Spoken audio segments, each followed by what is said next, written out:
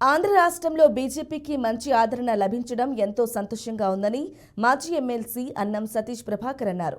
BJP సభ్యత్వం కోసం ప్రజలు స్వచ్ఛందంగా ముందుకు వచ్చి సభ్యత్వాలు చేయించుకుంటున్నందుకు ఎంతో సంతోషంగా ఉందని చెప్పారు. ప్రజలు ఎలా అయితే స్వచ్ఛందంగా ముందుకొచ్చి బీజేపీకి సభ్యత్వం ఎలా తీసుకున్నారో అలాగే ప్రజలకు పార్టీ అండగా ఉంటుందని తెలిపారు. ప్రజలకు ఏ సమస్య వచ్చినా బాపట్ల నియోజకవర్గం నుంచి బీజేపీ ఎప్పుడూ అండగా ఉంటుందని స్పష్టం చేశారు.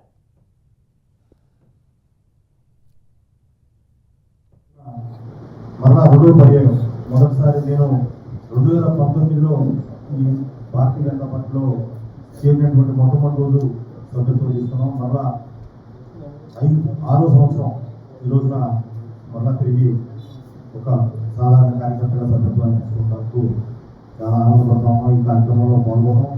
ఇక్కడ జిల్లా పార్టీ అధ్యక్షుల సమక్షంలో అదేవిధంగా ప్రధానమంత్రి సమక్షంలో యొక్క సభ్యత్వాన్ని ఇచ్చినందుకు వారికి ముందుగా ధన్యవాదాలు తెలియజేస్తూ